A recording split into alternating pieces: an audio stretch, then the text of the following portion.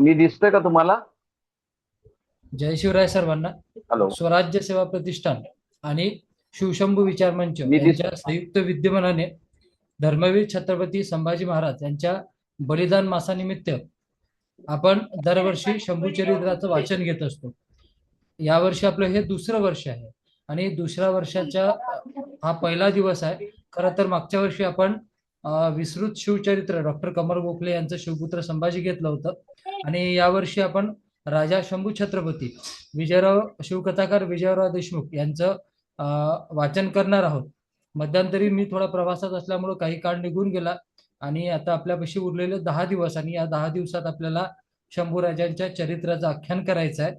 तर आजच्या आपल्या या पहिल्या दिवशीच्या उद्घाटनाच्या अं, ज्योतिषींनी म्यूट करून द्या.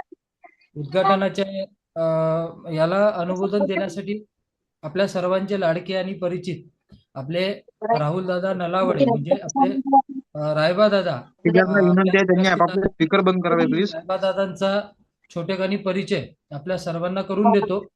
श्री राहुल मारुती नलावडे उर्फ रायबा दादा.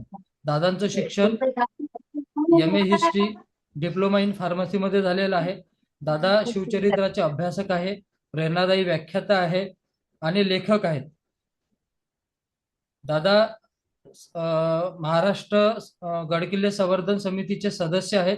छत्रपती शिवाजी महाराज चरित्र आणि साधने प्रचार व प्रसार महाराष्ट्र शासन यात सुद्धा दादा आहेत. भारत इतिहास संशोधक मंडळात दादा सदस्य आहेत. आकाशवाणी पुणे केंद्र अनेक ऐतिहासिक विषयांवर दादांच्या मुलाखती महाराष्ट्रातील नामांकित वेगवेगळ्या याच्यावर झालेल्या आहेत. तसेच विविध महाविद्यालयात शिवरायांना अपेक्षित तरुणाई आणि गाथा शंभूपुत्राची गडकिल्ले व तरुणाई अशा विविध विषयावर दादा नेहमीच मार्गदर्शन करत असतात. दादा टीम डेव्हलपमेंट आणि लिडरशिप डेव्हलपमेंट अशा विविध विषयावर दादा सेमिनार मध्ये चेअरपर्सन असतात. दादांना जे पुरस्कार प्राप्त झालेले आहेत, सह्याद्री विशेष पुरस्कार, राज्यस्तरीय लक्षवेधी व्याख्याता आणि समाज गौरव पुरस्कार असे दादांना विविध पुरस्कार प्राप्त झालेले आहेत. दादांचे महाराष्ट्रातील 150च्या वर किल्ल्यांवर अभ्यास दौरे झालेले आहेत. त्यात वजीर सुरका, वारलिंगणी व लिंगाणा यासारखे अनेक कठीण सुडके दादांनी पार केलेले आहेत. सोबतच विविध किल्ल्यांवर अभ्यास मोहिमांचे दादांच्या मार्गदर्शनात आयोजन होत असते. दादांचे दुर्गराज रायगड आणि किल्ला असा पाहावा, राजगड असा पाहावा असे 2 महत्वाचे पुस्तकं राजगड किल्ल्यावर आधारित आहेत. सोबतच शिवनीती प्रत्येकासाठी हे दादांचं खूप विख्यात असं पुस्तक आहे. यासोबतच दादांनी कविराज भूषण यांच्या छंदावर इंद्रजिमी जिंबपरा जे नुकतंच प्रकाशित झालेलं पुस्तक आहे, तर अशा विविध पुस्तकाचं लेखन सुद्धा दादांच्या माध्यमातून झालेलं आहे. दादा Rahul Nalawade motivational hub, Rajgad cricket academy, Shivdurg साम्राज्य प्रतिष्ठान महाराष्ट्र राज्य, रायबा पब्लिकेशन व पवन मेडिकल याचे फाउंडर सुद्धा आहेत. तर मी रायबा दादांना विनंती करतो की त्यांनी आजच्या अनुमोदनाला सुरुवात करावी. रायबा दादा. प्रतीक सर, सगळ्यांना आहे ना माईक आपापला बंद करायला सांगा कृपया. कृपया सगळ्यांनी आपापला माईक बंद करून घ्या, म्हणजे फक्त रायबा दादांचाच आवाज येऊ शकेल.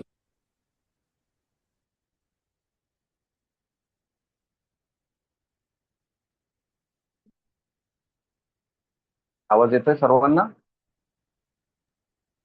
हो दादा, येतोय येतोय. हो दादा. Yes yes yes yes yes yes yes. सर्वांना जय शिवराय मित्रांनो. दादांनी आपली ओळख त्यामुळे जास्त फारसा वेळ घेत नाही. कैवल्य चक्रवर्ती सम्राट वैराग्य मूर्ती संत श्रेष्ठ संत शिरोमणी जगद्गुरु तुकोबाराया आणि तळपत्या संशयतून उसळणाऱ्या त्या तेज पुष्पांनी या महाराष्ट्र लक्ष्मीची पूजा बांधणारे छत्रपती शिवराय व छत्रपती संभाजीराजे यांच्या ज्ञान, शक्ती आणि भक्ती यांच्या त्रिवेणी संगमातून उभ्या राहिलेल्या या स्वराज्य भूमीमध्ये आपणा सर्वांचं सहर्ष स्वागत. आज धर्मवीर छत्रपती संभाजी महाराज बलिदान मास विशेष या निमित्ताने आपल्या स्वराज्य सेवा प्रतिष्ठान व शिवशंभू विचार मंच यांच्या संयुक्त विद्यमाने आपण श्री शंभू चरित्र वाचन आज इथे करत आहोत. आज ह्याच आपलं दुसरं वर्ष आहे. तर राजा शंभू छत्रपती, तर या अनुषंगाने लेखक शिवकथाकार विजयराव देशमुख यांच्या या प्रेरणादायी ग्रंथाचे आपण ऑनलाईन सामूहिक वाचन आयोजित करण्यात आलेलं आहे. मित्रांनो, हे वाचन का गरजेचं आहे किंवा ही संकल्पना का महत्वाची आहे?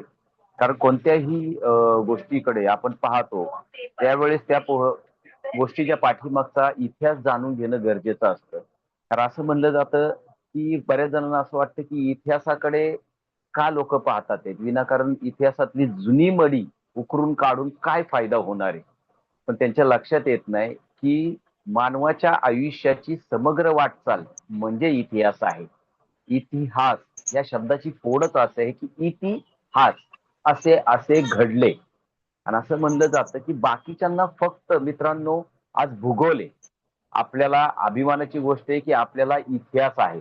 आणि तो इतिहास आपल्याला त्या इतिहासाची पाळंमुळं जाणून घेणं गरजेचं आहे. कारण आपल्या बापदाद्यांनी राखून ठेवलेली आपल्यासाठी ही अमानत आहे. हा इतिहास जपण्याची जबाबदारी आपली आहे. त्यामुळे एक चर्चिलचं सुंदर वाक्य आहे की longer you look back further you can look ahead.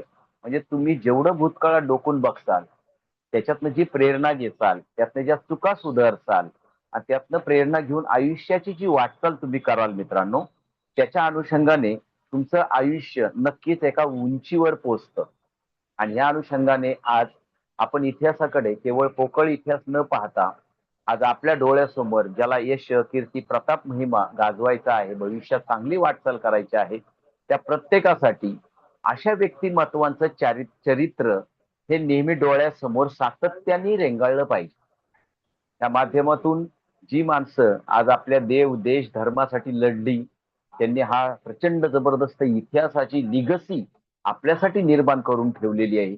असा त्यांनी यश, कीर्ती, प्रताप, महिमा गाजवलेला आहे. तर अशा त्या गोष्टींसाठी इतिहासाचं स्मरण करणे आणि त्याचं वाचन होणे, त्यातून काही काही गोष्टी आपल्याला स्वतः आयुष्यामध्ये इम्प्लिमेंट करणं खूप गरजेचं आहे.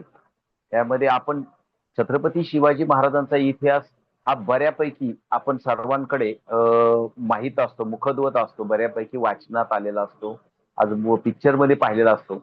पण आज ही संकल्पना जी काय इथे राबवतोय आपण, ती का राबवतोय की आपल्या ह्या युवा पिढीला, तरुण पिढीला आज समजण्यात यावं की पुढे जाऊन आपल्याला कशा प्रकारे आयुष्याची वाटचाल करायची. आपली स्वराज्य सेवा प्रतिष्ठान आणि शिवशंभू विचार मंच हा असा विचार मंच आहे आणि आता असं प्रतिष्ठान आहे की ते स्वतः मैदानात उतरून काम करतं आणि त्यांच्याकडून अनेक युवक आहेत ते प्रेरित होऊन तेही या पूर्णपणे संघटनेमध्ये सामील होतात, या यज्ञामध्ये सामील होतात. मित्रांनो, असो छत्रपती संभाजी महाराज यांच्या या वाचनासाठी किंवा श्री शंभू चरित्र वाचनासाठी आपण हा अनुमोदन देण्यासाठी मला बोलवले, त्याबद्दल खूप खूप धन्यवाद मित्रांनो. खरं पाहता छत्रपती संभाजी महाराज ही जी व्यक्ती आहे किंवा हे व्यक्तिमत्व आहे, ते जाणून घेण्यासाठी खऱ्या अर्थाने आपण कमी पडलो, इतिहास कमी पडला, इतिहासाची पानं कमी पडली आणि त्यामुळे ह्या उमद्या व्यक्तिमत्वाची आज असं म्हणलं जातं की भारतातला आज सर्वात सुंदर व्यक्तिमत्व किंवा सुंदर राजपुत्र, शूर राजपुत्र, आज्ञाधारक राजपुत्र आणि युद्ध कौशल्यामध्ये पारंगत असलेला हा राजपुत्र हे न दाखवता अनेक अनेक अनेक गोष्टींमध्ये त्यांची बदनामी होत गेली. त्यांचे ते ठराविक पैलू लोकांना मुद्दामून ठळकपणे काही ना काहीतरी चुकीच्या गोष्टी सांगण्यात आल्या. पण आज छत्रपती संभाजी महाराजांचा थोडासा जीवन कालपट आपण उघडला तर लक्षात येतं की हे व्यक्तिमत्व आज बरेच लेखक किंवा अभ्यासक आज छत्रपती संभाजी महाराजांना आपण न्याय देऊ शकलो नाही, त्यामुळे आज स्वतःला कोसत आहेत की हा खरा राजपुत्र आहे, पण हा राजपुत्र एक शापित राजहंस म्हणून त्यांच्याकडे पाहिलं जातं. राजहंस आहेत छत्रपती शिवाजी महाराजांचे, आज ते पुत्र आहेत. अहो, शिवाजी महाराज म्हणजे विश्व बंधुत्व, विश्व कल्याण प्रत्यक्षात उतरवणारा राजा. समता, न्याय, बंधुता, स्वातंत्र्यता आणि सुरक्षितता या लोककल्याणकारी तत्वांचे निर्माते म्हणजे शिवराय मित्रांनो. आणि ह्या शिवरायांचा हा पुत्र, हा ज्येष्ठ पुत्र, आणि ह्या ज्येष्ठ पुत्र कसा असावा तर असं म्हणतात की सिंहाचा पुत्र कोण आहे तर छावा आहे. मग छावा कसा घडवला असेल माझ्या राजांनी, एक साधी गोष्ट आहे की आजही छत्रपती शिवाजी महाराज हे शब्द घेतल्यावर आपल्या अंगावर एक असा रोमांच उठतो, एक अंगावर काठा उभा राहतो, रक्त सरसरतं, बाहू स्फुरतात. का? आणि आजही 350 वर्षानंतर असं म्हणलं जातं की छत्रपती शिवाजी महाराजांनी 350 वर्षापूर्वी आपला देहत्याग केला, पण त्यांचा कीर्तिदेह महाराष्ट्र संस्कृतीच्या गाभाऱ्यात आजही आपल्या तेजाने तळपत आहे.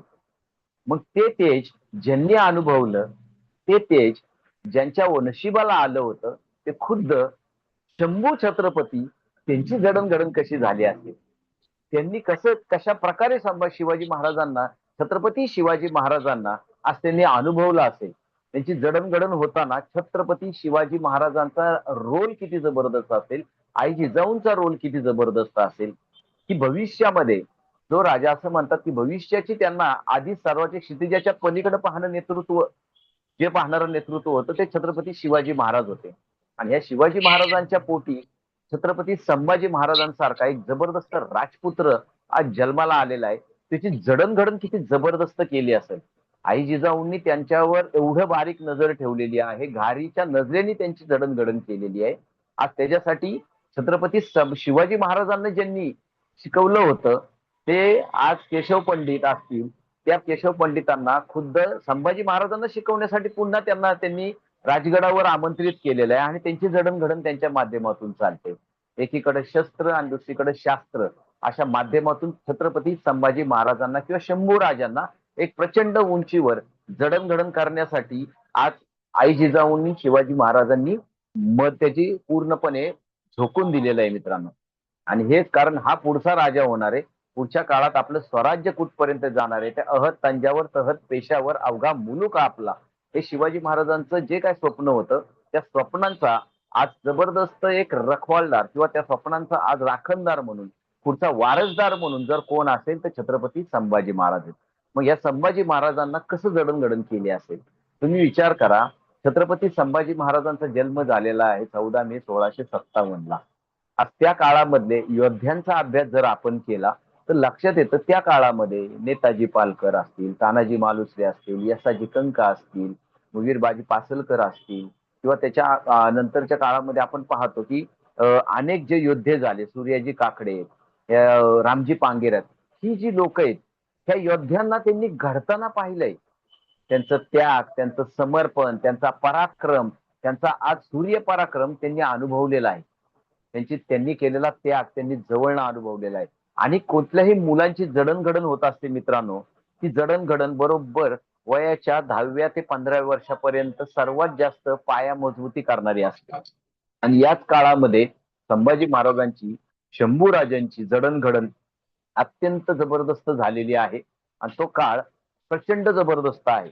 मग तो 1666चा आज पुरंदरचा तह असेल, त्याच्यानंतर त्यांना आग्र्याच्या दरबारात जावं लागलं असेल आणि आग्र्याच्या दरबारातला प्रसंग आपल्याला माहित आहे की तिथे आपल्या राजाचा, आपल्या महाराष्ट्राचा अपमान करण्यात आला. महाराजांनी त्याला प्रतिउत्तर दिलं. एक स्वाभिमान काय असतो, सेल्फ रिस्पेक्ट काय असतो, हे महाराजांनी तिथे आपल्याला दाखवून दिलेलं आहे. ज्यावेळेस महाराजांचा अपमान करण्यात आला आणि त्यावेळेस छत्रपती शिवाजी महाराजांनी आज ती औरंगजेबाने दिलेली खिल्लत उडून लावलेली आहे. का? तर माझ्याकडे मी आता 50,000 सैन्यांचा अधिपती आहे, माझं स्वतःचं साम्राज्य आहे, स्वराज्य आहे माझं स्वतःचं, आणि तुम्ही कुठल्या तरी किरकोळ 5,000 मनसबदारी असलेल्या एखाद्या साध्या सरदाराच्या पाठीमागे मला तुम्ही उभं करताय. ही नक्की तुमची मानसिकता काय आहे, हा कावेबाजपणा काय आहे? आणि जाणून बोलून तुम्ही आमचा अपमान करणार असेल तर तिथे आम्ही अपमान सहन करणार नाही. हा सेल्फ रिस्पेक्ट महाराजांचा तिथे जागृत झालेला आहे. महाराजांनी ती खिल्लत उडवलेली आहे आणि ती खिल्लत उडून महाराज ज्यावेळेस दरबारातून औरंगजेबाला पाड दाखवून बाहेर पडतात मित्रांनो, ती साधी गोष्ट नाहीये. औरंगजेब म्हणजे खूप मोठा सुलतान आहे आणि त्या सुलतानाच्या भर दरबारामध्ये त्याच्याकडे कोण सरळ पाहू शकत नाही, तिथे कोणी बोलू शकत नाही.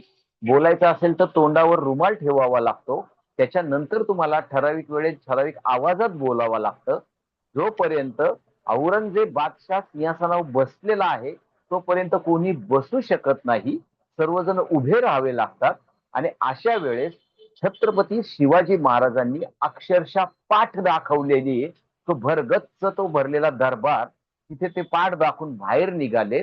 आणि त्यावेळेस मिर्झा राजे जयसिंगाचा जो मुलगा आहे रामसिंग, तो रामसिंग त्यांच्या पाठीमागे पळत आलेला आहे आणि त्यांनी आज शिवाजी महाराजांचा हात पकडण्याचा प्रयत्न केलेला आणि त्यांना सांगितलं की राजाजी, आपने जो किया गलत किया, आप कुछ भी करिए और आज आलमगीर से माफी मागिए, आप चलिए हमारे साथ.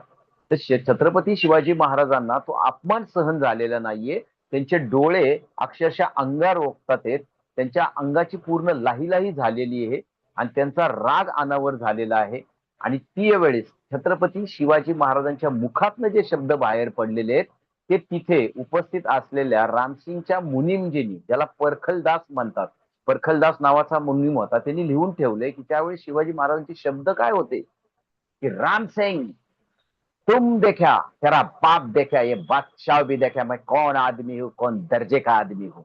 अरे चाहे मेरी गर्दन मारे, चाहे मेरा सिर कलम कर दे, लेकिन सिर झुका के गुलामी नहीं करूंगा. जा बोल दे तेरे बादशाह से राम सिंग. हे छत्रपती शिवाजी महाराजांचे शब्द आहेत. अख्खा दरबार स्तब्ध झालेला आहे. काय हे सह्याद्रीचं पाणी आहे, का हा सह्याद्रीचा सिंह आहे, काय जबरदस्त हे व्यक्तिमत्व आहे, ह्याला मरणाची भीती नाहीये, हा कसा सहजपणे सगळ्यांना आव्हान देऊन बोलतो. आणि ही पूर्णपणे आज लोकांनी पाहिलंय. पण ही एनर्जी ही छत्रपती संभाजी महाराजांच्या मध्ये ट्रान्सफर झालेली आहे. कारण छत्रपती संभाजी महाराज त्यावेळेस शिवाजी महाराजांच्या हातात हात धरून उभे होते. 9 वर्षाचा बालक तिथे उभा होता आणि आपल्या वडिलांची ती एनर्जी, तो स्वाभिमान, ते करारी रथ पाहताना त्यांना अक्षरशः भारावून गेला असेल आणि त्यांनी असं पाहिलं असेल, हेच आमचे आबासाहेब, ही आबासाहेबांची स्वाभिमानी वृत्ती, असंच जगायचं असतं, असं स्वतःचा स्वाभिमान जपायचा असतो, मृत्यूलाही घाबरायचं नसतं, पण आपला सेल्फ रिस्पेक्ट जपायचा असतो. हे संभाजी महाराजांचं पहिलं बाळकडू कुठे आज आपल्याला पाहायला मिळत असेल तर ते आग्र्याच्या दरबारामध्ये. आग्र्याच्या दरबार, राजगड पासून 1,500 किलोमीटर दूर असलेला तो आग्रा दरबार आहे, मोगलांचा दरबार आहे. आणि त्या दरबारामध्ये शिवाजी महाराजांनी केलेली सिंह गर्जना आहे, त्याचे साक्षीदार संभाजी महाराज आहेत, हे लक्षात घ्या. मला हा प्रसंग नेहमी जाणवताना असं लक्षात येतं की छत्रपती शिवाजी महाराजांचे ते रूप पाहून अक्षरशः आज आपला कुरुक्षेत्रावरील तो प्रसंग तुम्हाला आठवत असेल मित्रांनो, की ज्या वेळेस अर्जुनाने पहिल्यांदा रूप पाहिलेलं आहे, विश्वरूप कृष्णाचं, आणि त्यावेळेस त्याच्या लक्षात आलंय की ते कृष्णाने दाखवलेलं विश्वरूप आहे की यदा यदा ही धर्मस्य ग्लानिर्भवति भारत अद्भुत्थानम अधर्मस्य तदात्मानं सुजान्यहम परित्राणाय साधूना विनाशाय च दुष्कृताम धर्म संस्थापनार्थाय संभवामी युगे युगे, संभवामी युगे युगे. म्हणजे आज ते जर विश्वरूप आपण पाहिलं असेल अर्जुनाने तिथे, तो साक्षात छत्रपती संभाजी महाराजांना झाला असेल, छत्रपती शिवाजी महाराजांचं ते रूप पाहून. मित्रांनो, अशी जडणघडण झालेला हा राजपुत्र आहे. आपल्या वयाच्या 14व्या-15 वर्षापासून ग्रंथलेखन चालू केलेलं आहे. दुर्गराज राजगडाचं आज अनेक योद्धे त्यांनी जवळ पाहिलेले आहेत. दुर्गराज राजगडवर त्यांची जडणघडण झालेली आहे. नंतर दुर्गेश्वर रायगडावर त्यांनी बसून अनेक ग्रंथांची निर्मिती केलेली आहे. बुधभूषण नावासारखाचा सुंदर ग्रंथ त्यांनी त्यात केलेला आहे. 7 शीतक आहे, नखशिका, हे जे ग्रंथ आहेत त्यांनी निर्मिती त्यात केलेली आहे. म्हणजे ज्या वेळेस हातात लेखणी येईल त्यावेळेस ते मुलगा ग्रंथ निर्मिती करतो, तो युवक ग्रंथ निर्मिती करतो. ज्यावेळेस हातात शस्त्र येईल त्यावेळेस तो आज वीज कडकडावी असं ते शस्त्र चालवतो. असे आमचे छत्रपती संभाजी महाराजांची जडणघडण झाली मित्रांनो. आणि ही जडणघडण आज आपण पाहत आहे. आणि दरवेळेस नियतीने आज छत्रपती संभाजी महाराजांचा आपल्या शंभू राजांची परीक्षा घेतलेली, आणि ही परीक्षा घेताना त्या नियतीने अत्यंत कठोरपणे त्यांची परीक्षा घेतलेली. नेहमीच त्यांना कधीही जन्मापासून कुठलंही सुख त्यांच्या पदरात टाकून दिलं नाही. त्यांना कोणत्याही प्रकारचं चांगलं वातावरण, त्यांच्यासाठी फेवरेबल कंडिशन्स त्यांच्यासाठी कधीही झाल्या नाहीत. 2 वर्षाच्या असताना आज सईबाईंचा मृत्यू झालेला आहे. पुढच्या काळात छत्रपती शिवाजी महाराजांचा स्वराज्य विस्तारासाठी त्यांना सातत्याने आघाड्यांवर राहावं लागत होतं. त्यामुळे वडिलांचा हवा तसा त्यांना आज तिथे सहवास लाभलेला नाहीये. आई जिजाऊंनी त्यांची चांगली जडणघडण केलेली आहे.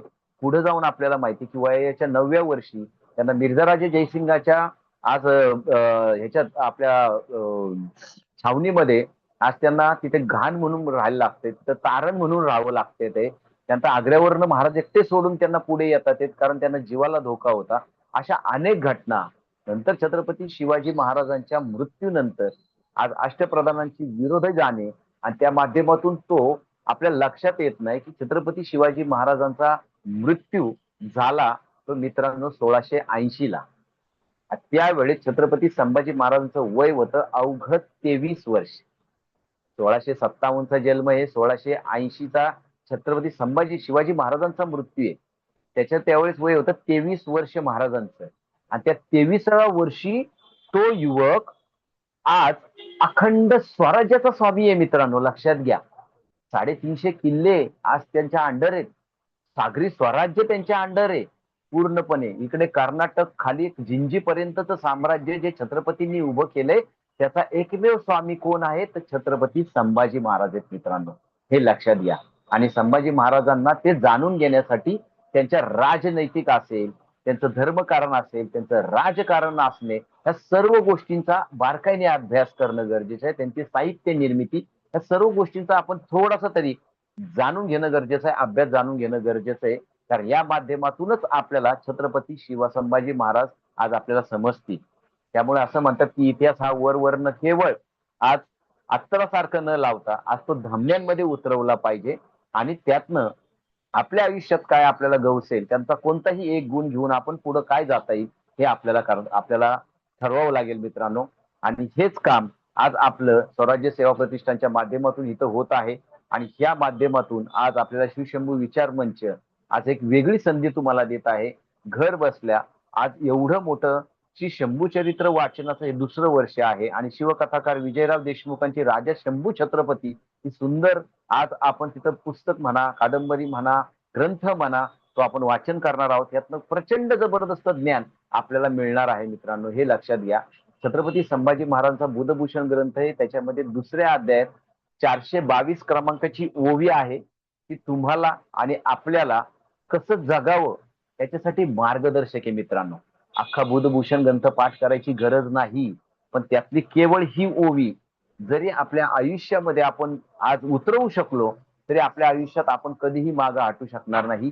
ही ओवी अशी आहे की संभाजी महाराज म्हणतात की आजकालच्या तरुण मुलांनी, तरुण युवकांनी कसं जगावं, कसं राहावं, हे स्वराज्य आज साम्राज्यामध्ये रूपांतरित करायचं असेल तर कशा प्रकारे वागलं पाहिजे, कोणते कोणते गुण त्यांच्याकडे असले पाहिजेत, कोणते दोष त्यांनी काढले पाहिजेत, यासाठी ती ओवी महत्वाची. ते म्हणतात की व्यसना निनच्च सर्वांनी भूपतीही परिवर्जता सप्त दोषा सदा राज्ञा हातव्या व्यसनोदया. आजकालच्या बुद्धिमान तरुणांनी चांगलं राज्य, चांगलं साम्राज्य उभं करायचं असेल तर आपल्याला सप्त दोषा सदा राज्ञा, 7 दोषांपासून दूर राहणं गरजेचं आहे. 1, त्यांनी व्यसन करू नये. 2, त्यांनी खोटं बोलू नये. 3, त्यांनी जुगार खेळू नये. 4, त्यांनी परस्त्रीचं व्यसन करू नये. 5, त्यांनी वडीलधाऱ्या माणसांचा कधी अपमान करू नये. 6, त्यांनी एकटं न सांगता दूर दूर प्रवासाला जाऊ नये. आणि 7वं, हा देव, ही देश, हा धर्म ज्या ज्या वेळेस तुम्हाला बलिदान मागेल ना त्या त्यावेळेस ते बलिदान देण्यासाठी तुम्ही उभं राहायला पाहिजे. हे संभाजी महाराजांचे आज आपण पाहता ह्या ओवीतला हा अर्थ आपण अत्यंत मनपूर्वक पुन्हा पुन्हा ऐका, त्याच्यातून जाणून घ्या की आपण कुठे आहोत. आणि मुलांनो, शिवभक्त, शंभू भक्त खूप आहेत, पण माझं असं म्हणणं आहे शिवभक्त आणि शंभू भक्त होण्यापेक्षा आपण शिव अनुयायी होऊयात, शंभू अनुयायी व्हाव्यात. त्यांनी जो मार्ग दाखवला त्या मार्गाच्या माध्यमातून कसं मार्गक्रमण आपल्याला करता येईल यासाठी त्यांनी दाखवलेल्या वाटेवर आपल्याला चालता येईल.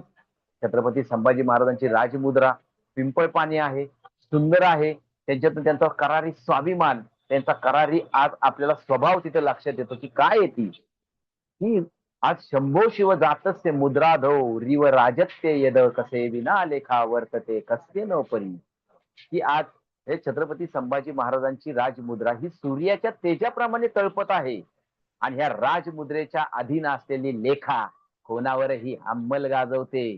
अशा शिवपुत्र शंभूची आज ही मुद्रा प्रकाशित आहे, असा त्याचा अर्थ आहे. सूर्याच्या तेजाप्रमाणे तळपणारी माझी राजमुद्रा आहे आणि ह्याच्यात अधिरेख्यात खाली म्हणजे ह्याच्या अंडर असलेली कोणतीही लेखा ती सर्वांवर आज अंमल गाजवते अशी शिवपुत्र शंभूची आज इथे मुद्रा प्रकाशित आहे असं त्याचा अर्थ आहे मित्रांनो.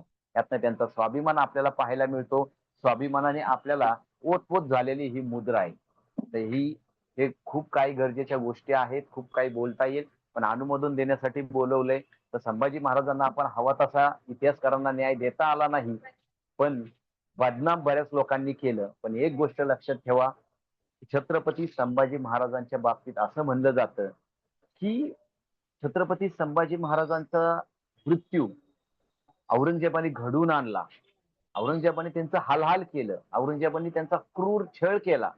मित्रांनो, सगळं मान्य आहे, पण हे मृत्यू, हा छळ, आज हे सगळा अत्याचार स्वतः छत्रपती संभाजी महाराजांनी आज त्याला स्वीकृती दिलेली की औरंगजेबा तुला जे करायचं ते कर, पण एक लक्षात ठेव, आबासाहेबांचे संकल्पित तेच करणे आभास अगत्य. याचा अर्थ असा आहे की आबासाहेबांनी जो संकल्प केलाय स्वराज्य निर्मितीचा, तो संकल्प माझा आहे आणि हे स्वराज्य निर्मितीच्या कार्यासाठी मी स्वतःला शेवटच्या श्वासापर्यंत आज मी स्वतःला झोकून देणार आहे. आणि शिवाय छत्रपती संभाजी महाराजांनी त्या वचनाला जोडून घेतले आणि स्वतःला झोकूनही दिले आणि पुढे हसत हसत मृत्यूला मिठी मारताना देखील त्यांच्या आज चेहऱ्यावर एक प्रकारचं तेज होतं की आमच्या आबासाहेबांचे संकल्पित तेच करणे आम्हा सागत्य.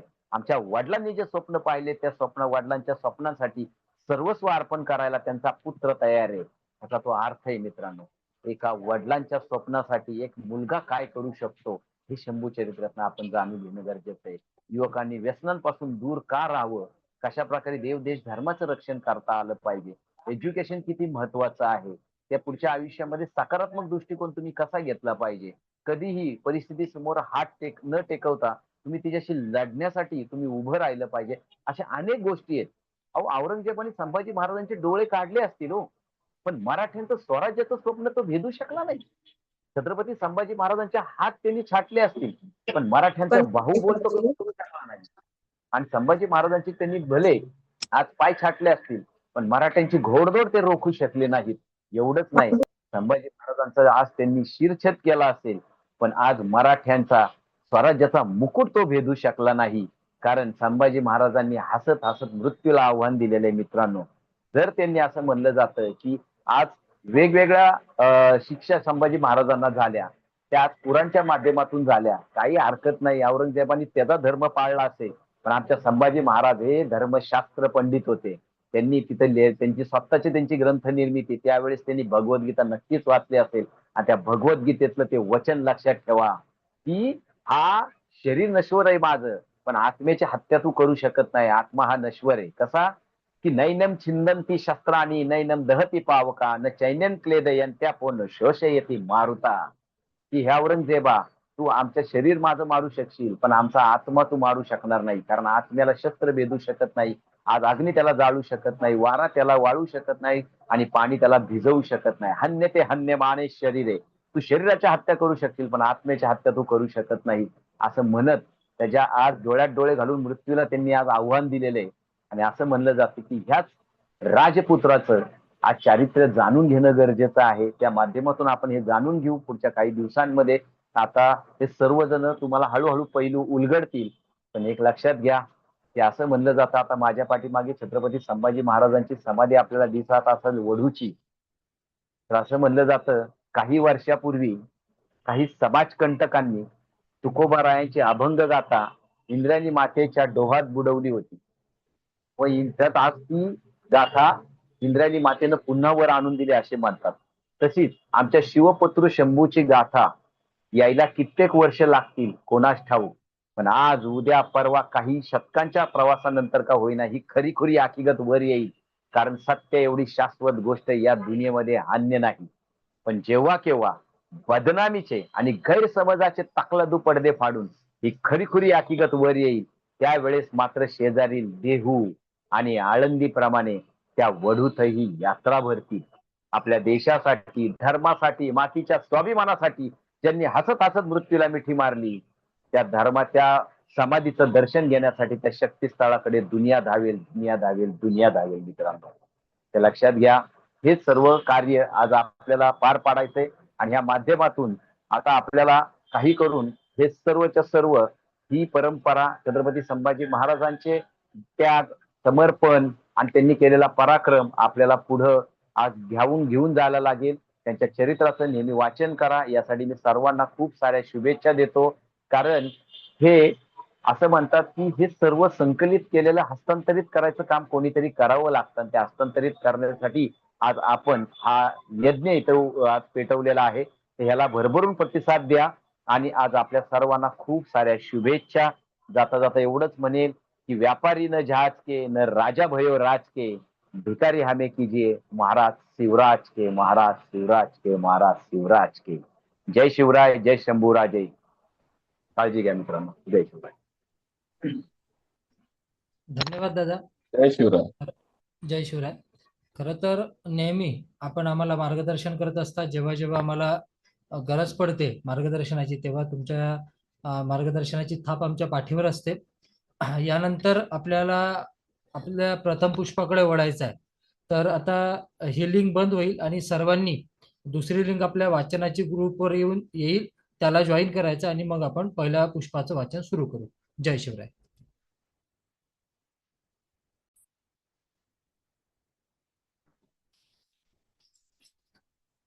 जय शिवराय सर्वांना.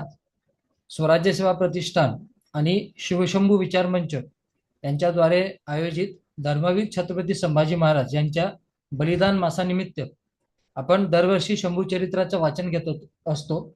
यावर्षी आपल्या या शंभू चरित्राचं दुसरं वर्ष आहे आणि यावर्षी आपल्या वाचनाचं जो ग्रंथ आहे तो आहे श्री शिवकथाकार श्री विजयराव देशमुख यांचं राजा शंभू छत्रपती. वाचनाची सुरुवात करण्याआधी आपल्या सर्वांना सांगतो की शिवकथाकार विजयराव देशमुख यांनी आपलं संपूर्ण आयुष्य छत्रपती शिवाजी महाराज आणि छत्रपती संभाजी महाराज यांच्या इतिहासाचं प्रचार आणि प्रसार करण्यासाठी केलाय. त्यामुळे त्यांचं छत्रपती शिवाजी महाराजांवर 2 मोठे खंड प्रकाशित झालेले आहेत आणि एक शंभू राजांवरचा ग्रंथ सुद्धा आहे. तर त्याचंच आपण वाचन करणार आहोत. वाचनाला सुरुवात करतो. ग्रंथाचा पहिला भाग आहे बाळ शंभूराजे. शके 1579. हेमालंबी संवत्सराचा चैत्र मास सरला होता. वैशाखी उन्हाळ्यानं धरती होळपरून निघत होती. तापलेल्या धुळीचे लोट महाराष्ट्राला भाजून काढत होते. नद्या निर्जर सुकून गेले होते. जमिनी भेगाळली होती. उन्हाच्या कहिलीनं अस्वस्थ झालेली गुरवासरं हंबरडे फोडत होती. अवघ्यांच्या नजरा लागल्या होत्या वरुणराजाच्या कृपा वर्षावाकडे. दक्षिणेचं राजकारणही असंच तापलं होतं. विजापूरचा मोहम्मद इब्राहिम आदिलशहा 4 नोव्हेंबर 1656 रोजी मृत्यू पावला. त्याच्या मागून ताजुल मुखरद्दीन उर्फ बड्या बेगमने अली आदिलशहाला गादीवर बसवलं. पण तो औरस वारस नसल्याचं सांगून एका शाही गटानं त्याला मुजरा करण्याचं नाकारलं. त्यातून गृहयुद्धाचा भडका उडाला होता. या संधीचा फायदा घेऊन औरंगजेबानं आदिलशाही गिळंकृत करण्याचे महत्वाकांक्षी निर्णय ठरविला आणि शहाजहान बादशाहच्या परवानगी मिळून त्यानं आदिलशाही विरुद्ध युद्ध सुरू केलं. रणरणत्या उन्हात रणधुमाळी वाजली. महाराष्ट्राला त्याची धग चांगलीच भाजून काढू लागली. मोगली सैन्याचे लोट उसळले. नदी नाल्यांप्रमाणे सामान्य लोकांच्या तोंडचंही पाणी पडालं. हंबरडे फोडणाऱ्या गुरावासरांच्या जोडीला युद्धात सर्वस्व लुटल्या गेलेल्या अनाथ मायलेकरांच्या किंकाळ्याही आसमंत चिरू लागल्या. औरंगजेबानं फार मोठं भय उत्पन्न केलं होतं. विजापूरकरांचं बिदर त्यानं गिळंकृत केलं आणि आता त्याची नजर वळली कल्याणी किल्ल्याकडे. आदिलशाही अस्तित्वासाठी झगडा सुरू झाला. पुण्याच्या लाल महालातून महाराज हे सगळं निहाळत होते. हिंदवी स्वराज्याचे अवघे मुत्सदी यावेळी लाल महालात गोळा झाले होते. रात्रंदिवस खल सुरू होता. आदिलशाही दुबळी झाली असताना त्याचा फायदा घेऊन एकीकडे हिंदवी स्वराज्याच्या सीमा वाढवणं आणि त्याच वेळी औरंगजेबाच्या वाढत्या बळाला आवर घालणं हेही तेवढंच महत्वाचं होतं. अन्यथा स्वराज्य धोक्यात आलं असतं. सर्वांच्या नजरा वरुणराजाच्या जोडीला लाल महालाकडेही वळल्या होत्या. याचमुळं धोरण ठरलं आणि हर हर गरजत महाराजांनी जुन्नरवर हल्ला चढविला. जुन्नर मोगलांचं अत्यंत महत्वाचं ठाणं. रात्रभरात ते पार लुटल्या गेलं. चौखूर उधळल्या औरंगजेबाच्या विजयी अश्वाला पहिली ठोकर बसली. औरंगजेब संतापानं महाराजांकडे पाहू लागला. महाराजांचं लक्ष मात्र आता लागलं होतं किल्ले पुरंदराकडे. जिजाऊ साहेबांचं सईबाई राणी साहेब यावेळी पुरंदरावरच होत्या. राणी साहेबांचं बाळंतपण जवळ आलेलं होतं. काळजी वाटण्याजोगी गोष्ट म्हणजे राणी साहेबांची प्रकृती म्हणावी तेवढी समाधानकारक नव्हती. पण कर्तव्यापुढे भावनांना आवर घालणं तितकंच महत्वाचं होतं. इच्छा असूनही महाराजांना राणी साहेबांचा सहवास घडत नव्हता. जिजाऊ साहेब हे सारं जाणत्या होत्या. म्हणूनच अवघी जबाबदारी खांद्यावर घेऊन डोळ्यात तेल घालून सुनबाईकडे त्यांचं लक्ष होतं. सईबाई राणी साहेबांचं हे चौथं बाळंतपण. पहिल्या 3 वेळा त्यांना कन्यारत्नांची प्राप्ती झाली. पहिल्या सखूबाई उर्फ सकवारबाई, दुसऱ्या रानूबाई आणि तिसऱ्या धाकट्या अंबिकाबाई. पुत्रासाठी सारेच आतुरले होते. आईसाहेब आणि सुनबाई साहेब अवघ्या देवदेवतांकडे साकडं घालून बसल्या होत्या. तुळजापूरच्या भवानीला, माहूरच्या रेणुकेला, शिवनेरीच्या शिवईला, मोरगावच्या मयुरेश्वराला, जेजुरीच्या खंडोबाला, पुरंदरच्या पुरंदरेश्वराला आणि केदारेश्वराला साऱ्यांनाच ओटीत पुत्र घालण्यासाठी सईबाई साहेब ओवाळीत होत्या. पुरंदेश्वराच्या दर्शनाला तर त्या मेना आईसाहेबांच्या मेन्यासह रोजच जात होत्या. वैशाख मास संपला. व्रतवैकल्याचा ज्येष्ठ मास सुरू झाला. ज्येष्ठ शुद्ध प्रतिपदेपासून दशहरा व्रत आरंभ झालं. शुद्ध दशमी गंगा पूजनाची. याच दिवशी भागीरथी गंगा स्वर्गातून धर्तीवर अवतरणीत झाली होती. मनाचा शरीराचा अवघा दाह शमन करणारी गंगा. पुरंदरेश्वराच्या पिंडीवर गंगेची धार सुरू झाली. दशमीला गंगापूजन झालं. दुसऱ्या दिवशी निर्जला एकादशी. गंगाजलाचं आचमन करून जिजाऊ साहेबांनी निर्जला एकादशीचं व्रत सुरू केलं. ते पौत्र प्राप्तीसाठीच. एकादशी मावळतीकडे झुकली. पुरंदरचे 5ही दरवाजे बंद झाले. कर्रे पठार रात्रीच्या कुशीत विसावलं. तटबुरुंजावरून पहारे सुरू झाले. समया चिरागदानांनी पुरंदर माचीवरचा राजवाडा उजळून निघाला. शुद्ध एकादशीचा चंद्र पिठूल चांदण्याचा वर्षाव करीत तप्त धरतीला शीतल करीत होता. गडावर थंडगार वारं वाहू लागलं. घटका पळांनी रात्र पुढे सरकत होती. 2 प्रहर उरतले आणि मध्यरात्री राजवाडा जागा झाला. कुणबिनींनी धांदल उडाली. गडाखाली सुईणीकडे सांगावा धाडला गेला. राजवैद्यही लगबगीने वाड्यात आले. अनुभवी राजवैद्यांनी राणीसाहेबांची नाडी परीक्षा केली. त्यांच्या चेहऱ्यावर प्रसन्नता विलसत होती. त्यांच्या सूचनेवरून कुणबिनींनी राणीसाहेबांना हळूहळू बाळंत खोडीकडे आणलं. बाळंत खोडी चुनकडीच्या पांढऱ्या स्वच्छ रंगाने रंगवलेली होती. भिंतीवर कुंकवाची शुभचिन्हे होती. स्वास्तिके रेखाटली होती. कोनाड्यामध्ये दीप तेवत होते. झरोके दारे पडद्यांनी झाकले होते. पाण्यानं भरलेला कलश, प्रसूतीसाठी आवश्यक वस्तू तसेच औषधांचाही संग्रह अशी सारी तयारी व्यवस्थित करण्यात आली होती. खोलीत पांढऱ्या मोहऱ्या उधळल्या होत्या. लगबगीनं सुईणही आल्या. कुशल सुईणी आणि जाणत्या कुणबिनी यांच्या राणीसाहेबांच्या पलंगा शेजारी गोळा झाल्या. गडावर यवना पहाट वारं खेळू लागलं होतं. आता प्रतीक्षा सुरू झाली. जिजाऊ साहेबांच्या चेहऱ्यावर उत्सुकता आणि चिंता आळीपाळीनं उमटू लागल्या. राणीवशातील सोयराबाई, पुतळाबाई, सगुणाबाई, लक्ष्मीबाई साहेब, तसंच नुकतंच लग्न होऊन आलेल्या सकवारबाई साहेब आणि काशीबाई साहेब जिजाऊंच्या भोवती कोंडाळं करून बसल्या होत्या.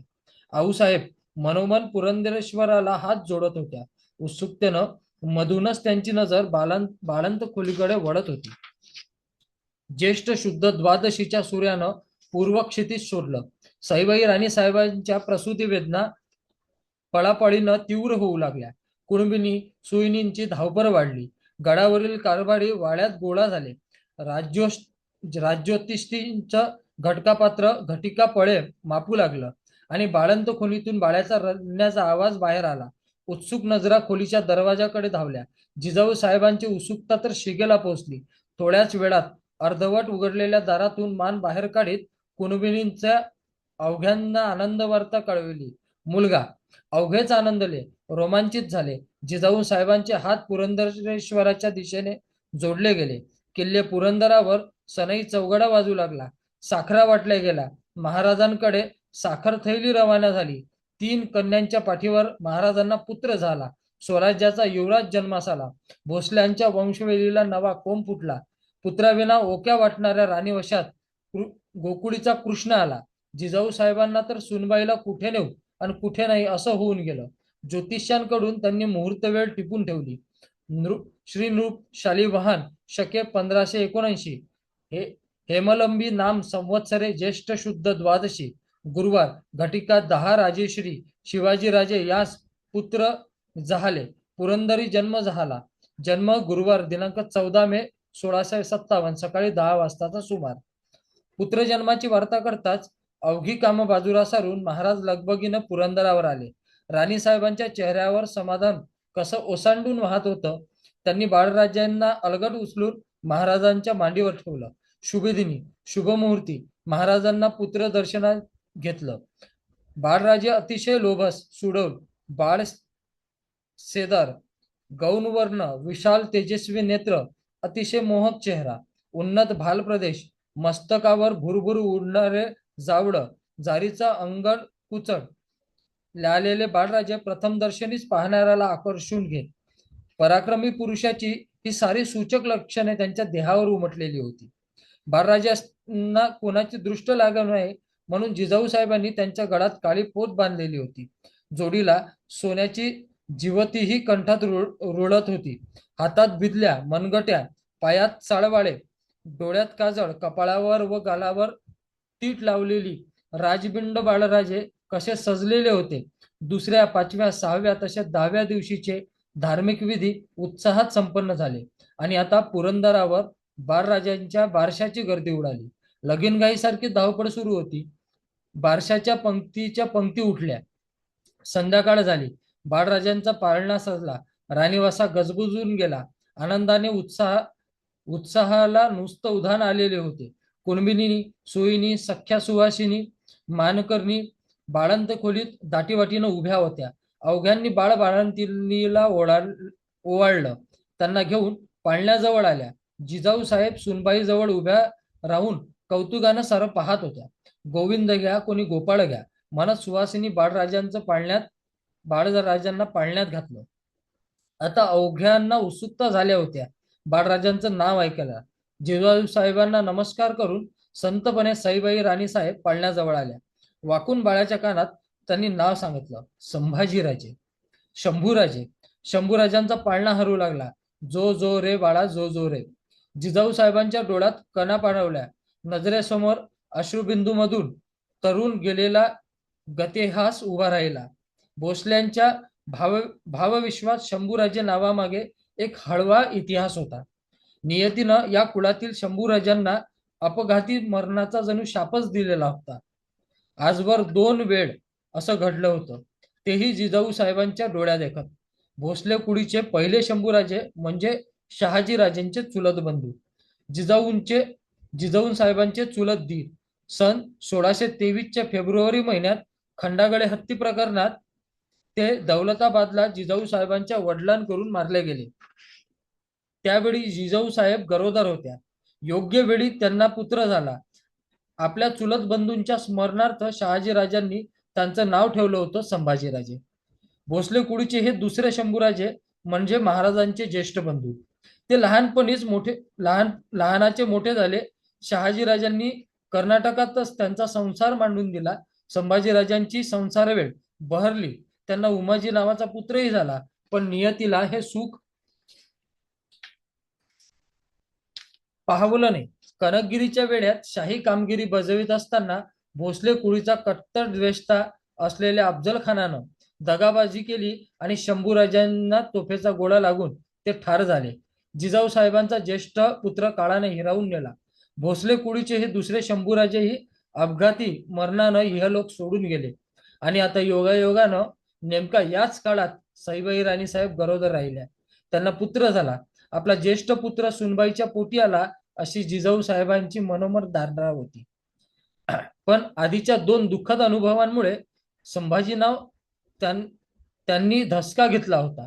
त्यामुळे नवजात बालकाचं नाव काय ठेवायचं याबाबत त्यांनी मौन पाळायचं ठरवलं. पण महाराणी साहेबांनी बाळराजाचं नाव संभाजी ठेवायला सांगितलं. नियतीविरुद्ध भोसले कुळीची जिद्द पुन्हा झुंज देऊ लागली. नियतीला आव्हान देऊन तिसरे शंभूराजे आज पाळण्यात खेळत होते. एकुलते एक पुत्र म्हणून शंभूराजे दारून राणी महालात अतिशय लाडात वाढू लागले. सोयराबाई, सगुणाबाई, पुतळाबाई सगळ्यांच्या सगळ्या शंभूराजांवर विलक्षण जीव जडला होता. एवढंच की नवख्यास कळू नये की शंभूराजांची सख्याई कोण, यापैकी कोणती. आणि जिजाऊ साहेबांचा तर शंभूराजे जीव की प्राण होते. रात्री बेरात्री शंभूराजे भुकेसाठी टाहो फोडला की प्रथम जाग्या होत त्या जिजाऊ साहेबच. आणि लेकराचं त्यांच्या लक्षात आलं की सुनबाई वारंवार पदराआड घेतलं तरी शंभू बाळांचं रडणं थांबत नाही. सुनबाईची प्रकृती बाळंतपणानंतर क्षीण होत चालली होती. चेहऱ्यावर फिक्कटपणा वाढत आहे. टपोरे डोळे निस्तेज होत चालले आहेत. आऊसाहेब धास्तावल्या. त्यांनी राजवैद्यांच्या कानावर हे सर्व घातलं. राजवैद्यांनी गंभीरपणे राणीसाहेबांची नारी परीक्षा केली. त्यांच्या चेहऱ्यावर काळजीचं सावट पसरलं होतं. जिजाऊ साहेबांनी त्यांना एकांतात सांगितलं, आऊसाहेब, शंभूराजास दाईचे दूध लावणे परमावश्यक आहे. सईबाई साहेबांस दूध नाही. जिजाऊ साहेबांना धक्काच बसला. अशुभाची पाल त्यांच्या मनात चुकचुकायला लागली.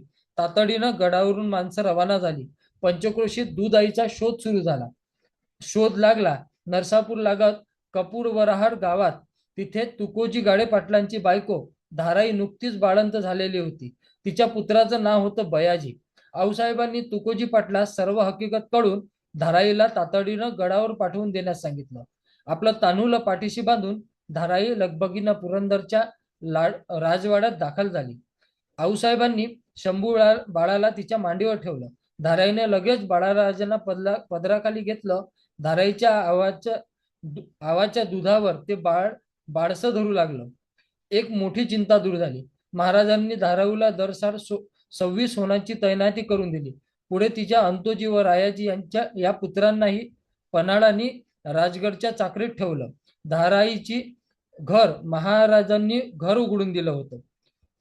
जिजाऊ साहेबांच्या देखरेखीखाली शंभूराजे दिवसमानानं वाढू लागले. शंभूराजांचा पायगुण स्वराज्याला खूप लाभी ठरला. शंभूराजे जन्मले त्याच तिथीला ज्येष्ठ शुद्ध द्वादशी. पुढे महाराजांना राज्याभिषेक पण झाला. पण ही फार दूरची गोष्ट झाली. शंभूराजे जन्मले आणि महाराजांचं विजय पर्व सुरू झालं. बाळराजाचं बारसं आटपलं. महाराजांनी पुरंदर सोडला आणि ते झेपावले थेट अहमदनगरवर. औरंगजेबाचं हे दुसरं प्रतिष्ठित ठाणं. नौसीर खान महाराजांना अडवण्यासाठी धावून आला, पण तोवर मोगलांचे 700 घोडे आणि काही हत्तीचा पाडाव करून महाराज निघून गेले होते. ही तिथी होती आषाढ शुद्ध तृतीया, दिनांक 4 जून 1657. शंभूराजांचा बारसा आटपून यावेळी जेमतेम आठवला लोटला होता. जुन्नर नगर लुटीमुळे औरंगजेब महाराजांवर विलक्षण चिडून गेला होता. आपल्या अधिकाऱ्यांना त्यानं सक्त हुकूम फरमावले. शिवाच्या प्रदेशात चारही बाजूनी घुसा, त्याची गाव बेचिराग करा, त्याच्या लेकींची निर्दयपणे हत्या करा, त्यांच्या लोकांच्या कत्तली करा. त्याचा सर्व धन लुटून आला. हिंदवी स्वराज्य बेचिराग करण्यासाठी थायथयट करत औरंगजेबानं रागानं पाय आपटीत होता. आणि याच वेळी जिजाऊ साहेबांच्या मांडीवर पौडलेले शंभूराजे मोठी आवडीत पायातल्या चावड्यांशी खेळत होते. औरंगजेबांच्या धमक्यांना भीक न घालता स्वराज्याचे विजयी अश्व आता चौखेर उधळत सुटले होते. पुरंदरचा सूर्य रोज महाराजांच्या नावी विजयवार्ता सांगत होता. सिंहगड फत्ते झाला. तुंग, तिकोना, लोहगड, विशाळगड, राजमाती, सवळगड, प्रबळगड, माहुली आणि कितीतरी गड किल्ले काबीज झाले. कल्याण, भिवंडी स्वराज्यात दाखल झाली. प्रतापगड उभा झाला. स्वराज्याचा आरमार समुद्रात ताठ मानेने फिरू लागलं. स्वराज्याचं अंग चहूअंगांनी वाढलं. शंभूराजांचा पहिला वाढदिवस साजरा झाला त्या सुमारास स्वराज्यात 40 किल्ले दाखल झाले होते. पण तरीही एक शैल्य अवघ्यांना जाचत होतं. सईबाई राणीसाहेब खंगत चालल्या होत्या. त्यांना क्षयाचा विकार जडला होता. शंभूराजांना मातृसुख लाभलं नव्हतं. मातेला पुत्रसुख लाभलं नव्हतं. झिजत चाललेल्या राणीसाहेब पाहिल्या की आऊसाहेबांना भडभडून येईल. सर्व प्रकारचे उपचार सुरू होते, पण गुण येत नव्हता. यावेळी सर्व राजकुटुंब पुरंदरावरून राजगडावर आलं होतं. राणीसाहेबांची चिंता वाढत होती. असतानाच अफजलखानाच्या मोहिमेचं भीषण सावट स्वराज्यावर पडलं. महाराजांनी जिंदा या मुर्दा गिरफ्तारी करून आणण्याचा डरकाटा फोडताच खान स्वराज्यावर चालून आला. आऊसाहेबांची चर्या पुन्हा काळवंडली. याच खानानं पूर्वी त्यांच्या च्या हातापायात बेड्या ठोकून विजापूरला धिंड काढीत आणलं होतं. त्याही पेक्षा भयंकर गुन्हा म्हणजे आऊसाहेबांचे वंशदीपक शंभूराजे त्यांनी विझवला होता. आणि आता देवळा फोडीत हा महिषासूर एकुलता एक पुत्रास ग्रास गिळण्यासाठी पुढे सरकत होता. येताना वाटेत खानानं आणखी एक अघोरी प्रकार केला. सईबाई साहेबांचे थोरले बंधू बजाजी नाईक निंबाळकर यांना मालवाडीला पकडून त्यांची सुनता केली. हत्तीच्या पायी द्यायची घोषणा केली. कशासाठी? ते महाराजांच्या बायकोचे बंधू होते म्हणून. अधिक क्षीण झालेल्या सईबाई राणीसाहेबांच्या मनाला यामुळे केवढा जबर धक्का बसला असेल. मृत्यू यामुळे नक्कीच 4 पावलं पुढे गेला असेल. एकीकडे बंधूंची, दुसरीकडे पतीची, तर तिसरीकडे बाळराजांची चिंता राणीसाहेबांना विलक्षण कोंडमारा होत होता. संसाराचा खेळ ऐन भरात असताना जीवघेण्या रोगानं त्यांना ग्रासलं होतं. 3 मुलींच्या पाठीवर लाभलेले शंभूराजे पण मातृसुखाचा पदर धडपणे धरताही येत नव्हता. जवळ असूनही दूर राहण्याची शिक्षा भोगणं भाग होतं. राणीसाहेबांचं गुदमरलेलं मन अवघ्यांना कळत होतं, पण सारेच अगतिक झालेले होते. जेवढं करता येणं तेवढं शक्य प्रत्येक जण करत होता. महाराजांनी मुत्सद्देगिरीनं खानाकडून बजाजी नाईकांची सुटका करून घेतली. खेडी हरलेला खान आता वाईच्या रोखाने निघाला. महाराजांनीही राजगड सोडून जावळीचा दुर्गम प्रदेश अफजलखानाला कोंडवण्याची इच्छा होती. म्हणून आपले कुल लष्कर मुस्तैद करून महाराज जावळीच्या जवळ जाण्यास निघाले. कर्तव्य साथ घालीत होतं आणि त्याच वेळी राणीसाहेबाच्या नेत्रातील केविलवाणे अश्रू त्यांचे पाय जवळ करीत होते. पतीपासून अशा संकट समयी त्यांना दूर राहायला तयार नव्हत्या. जिजाऊ साहेबांची स्थितीही तशीच विलक्षण झालेली होती. ज्यानं आपल्या ज्येष्ठ पुत्राचा बळी घेतला तोच आता पुन्हा आपल्या शिवबाचा बळी घेण्यासाठी समोर टाकला होता.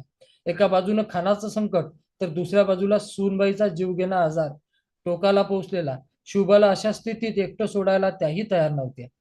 अखेर सर्वांनीच जावळी जायचं ठरवलं. राजगडावरून मेने पालख्या निघाल्या. महाराज जावळीला पोहोचले. तो दिवस होता शके 1581, श्रावण शुद्ध द्वितीया, सोमवार 11 जुलै 1659. जावळीची थंडगार हवा राणीसाहेबांच्या प्रकृतीला थोडाफार सुधारणा घडवून आणतील अशी सर्वांना वाटत होतं, पण ती फोल ठरली. त्यांची प्रकृती दिवसेंदिवस अधिकच खालावत चालली होती. श्रावण सरला. गौरी गणपतीचा सण निरुत्साहाने पार पडला. अश्विन नवरात्र ही घटस्थापनेची तयारी सुरू झाली. पण भाद्रपदी अमावस्या धड पार पडेल की नाही याची भीती आऊसाहेबांना वाटत होती. सईबाई राणीसाहेबांची प्रकृती आता अतिशय बिघडली होती. राजवैद्यांची प्रयत्नांची पराकाष्ठा करत होते. महाराजांच्या जीवाची केवढी घालमेल होत होती, पण अखेर व्हायचं तेच झालं. सारे नवस व्यर्थ गेले. भाद्रपदी अमावस्येला एक दिवस आधी म्हणजे वद्य चतुर्थीला दिनांक 5 सप्टेंबर 1659 सोमवारी सकल सौभाग्य संपन्न सईबाई राणीसाहेब भरल्या मळवटासह संसारातून उठून गेल्या. जावळीचं खोरं मातेविना कासावीस झालेल्या शंभूराजांच्या टाहावने भरून गेलं. दयांनी धाराई आव्हान आणि त्यांच्याकडे दुसरीकडे वेधण्याचा आटोकात प्रयत्न करत होते. पण आजवर आवडणारे अवघे खेळ खेळून लाथाळून त्यांनी मातेचा ध्यास धरला होता. अखेर डोळे पुसून आबासाहेब खंबीरपणे पुढे सरसावल्या. रडून रडून थकलेले शंभूराजे त्यांच्या खांद्यावर झोपी गेले. यावेळी शंभूरायांचं वय होतं अवघं 2.25 वर्षाचं. श्री जगदंबा महाराजांची कठोर परीक्षा पाहत होती. नवरात्रावर सुतकी कळा पसरली. राणीसाहेबांचं श्राद्ध उरकलं. मनावर दगड ठेवून पुन्हा कर्तव्याला समोर जाणं भाग होतं. शंभूराजांसह जिजाऊ साहेबांना महाराज पुन्हा रायगडावर ठेवून आले. त्यांना तिथं ठेवून प्रतापगडावर लगेच परतायचं होतं. संघर्ष उंबरठ्यावर आला होता. बाळराजांना एकवार आवेगानं छातीशी कवटाळून महाराजांनी आऊसाहेबांच्या मांडीवर ठेवलं. बाळराजांची आई गेली म्हणून महाराजांनी आता आपल्या आई त्यांना दिली होती. आईचा निरोप घेऊन आशीर्वादासाठी महाराज वाकले. आऊसाहेबांचा एक हात मांडीवरील शंभूराजांना थोपटीत होता तर दुसरा हात महाराजांच्या मस्तकाला थोपटीत होता. निर्धारानं त्या उद्गारल्या, शोभा जा, यशस्वी होती. विवेकानं काम कर, शंभूराजा उसनं घे. प्रतापगडावरील राजकारण संगतीत बेचैन रात्री जागू लागल्या. अखेर मार्गशीर्ष शुद्ध सप्तमीला गुरुवार दिनांक 10 नोव्हेंबर 1659 दुपारी प्रतापगडच्या पायथ्याशी अफजल खानाची आणि महाराजांची भेट ठरली. भेटीचा मुहूर्त जवळ आला. गडाचा सर्व बंदोबस्त करून अखेर निर्वाणीवर करून महाराज वृद्ध मुत्सद्द्यांना म्हणाले, जर अफजल खान मारून जय मिळाला तर माझा मीच आहे, पण एखादे समय जर युद्धी प्राणनाश झाला तर संभाजी राजे आहेस, त्यास राज्य देऊन त्यांच्या हुकुमात तुम्ही राहणे. आपल्या माघारी आपला वारस महाराजांनी यावेळेस निश्चित करून ठेवला. श्री जगदंबेच्या कृपेने अफजल खान ठार झाला. संभाजीराजांचे उसने महाराजांनी फेडले. उसळलेल्या धूमचक्रीत महाराजांनी अस्मानी फत्ते झाली. मुळीत उसंत न घेता महाराजांचा अश्व नवीन पराक्रमासाठी जावळी खोऱ्यातून बाहेर पडला. वाऱ्याशी स्पर्धा करत महाराजांना घौडदौडीनं स्वराज्य वाढत होतं. त्याच वेळी नियतीशी टक्कर देऊन शंभूराजे ही जिजाऊ साहेबांच्या मांडीवर नवे नवे संस्कार ग्रहण करत होते. जिजाऊ साहेबांच्या जातकुळीचे वेगळी जिजाबाई ही 4 अक्षर म्हणजे जिवंतपणा, जागेपणा, बाणेदारपणा आणि ईश्वरवृत्तीपणा या गुणांचा समुच्चय होता. याच मांडीवर महाराज वाढले. आता तोच वारसा शंभूराजांनाही लाभत होता. राजगडावर महाराजांचा 9व्या पराक्रम वार्ता येऊन धडकू लागल्या. अफजल खान मारला, जव्हरचा दुर्गम वेढा फोडून काढला, कालचक्र गरागरा फिरत होते. शाहिस्ते खानाची बोटं तुटली, औरंगजेबाची दारूर सुरत लुटली गेली. थक्क करून सोडणारे आपल्या पिताचे हे सारे पराक्रम बाळराजे जिजाऊ साहेबांच्या मांडीवर बसून त्यांच्या तोंडून ऐकत होते. आपल्या वडिलांविषयी विलक्षण अभिमान वाटू लागला होता. आपणही असेच पराक्रम गाजवू असं त्या आऊसाहेबांना सांगू लागत होते. वडिलांच्या व आजीच्या आणि सावत्र मातांच्या प्रेमळ छत्रछायांकडे शंभूराजे वाढू लागले. आता आईची आठवण जिजाऊ साहेबांनी पुसून टाकली. सोयराबाई साहेबांचाही लढा बाळराजांना लागला होता. शंभूराजे 5 वर्षाचे झाले.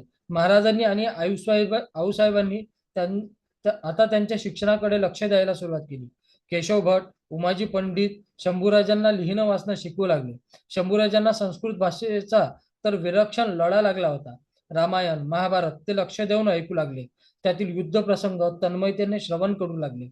बुद्धी सतेज होत असताना शंभूराजे शरीरदृष्ट्याही सुदृढ होऊ लागले.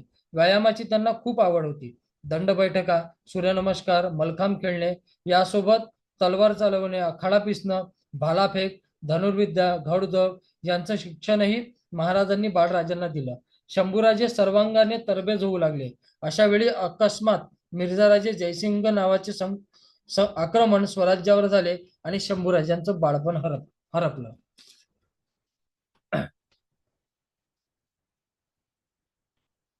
प्रकरण दुसरे, औरंगजेबाच्या आग्र्यात.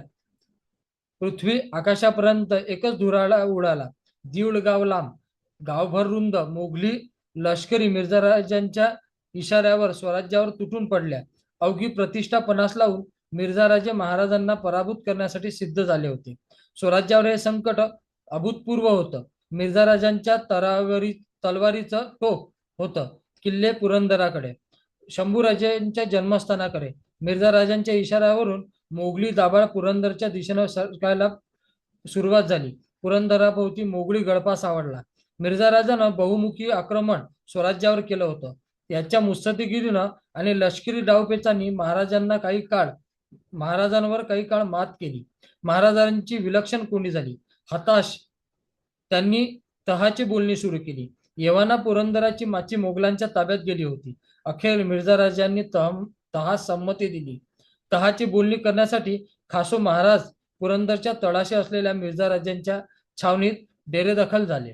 मंगळवार 13 जून 1665 रोजी उभय पक्षात तहाची 5 कलमी मसुदा पक्का झाला आणि तहाच्या एका कलमान्वये 8 वर्षाचे शंभूराजे मोगलांचे 5 हजारी मनसबदार झाले.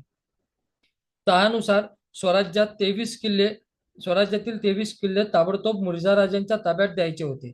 ते ताब्यात येईपर्यंत शंभूराजांना आपल्या छावणीत ओलीस ठेवण्याची मागणी मिर्झाराजांनी केली. मनावर दगड ठेवून महाराजांनी होकार भरला. 5व्या दिवशी म्हणजे रविवार दिनांक 18 जून 1665 रोजी शंभूराजे मिर्झाराजांच्या छावणीत दाखल झाले. त्यांच्यासोबत सरनौबत नेतोजी पालकर, काही घौडदळ आणि पायदळ घेऊन आले. शंभूराजांना छावणीत घेऊन येण्यासाठी उग्रसेन कछवाहा राजगडावर महाराजांच्या समोर गेले. मिर्झाराजांनी 8 वर्षाच्या शंभूराजांची व्यवस्था महाराज उतरले त्या ठिकाणी दिवाणखान्याच्या शामियानात केली होती. शंभूराजांविना राजगड उदास झाला होता. महाराजांची विलक्षण कोंडी झाली होती. जिजाऊ साहेबांचा तर जीवच टांगणीला लागला होता. कोवळ्या लेकराला ओलीस ठेवावे लागले होते. सरनौबत सोबत असल्याने थोडाफार धीर वाटत होता, पण घर सोडून एकटे राहण्याची बाळराजांना सवय नव्हती. शंभूराजे लवकरात लवकर परत यावे म्हणून महाराजांनी 1-2 दिवसात 23 किल्ले मिर्झा राजांना स्वराज्यातून तोडून दिले. पण कठीण काळ आला होता. जगदंबेवर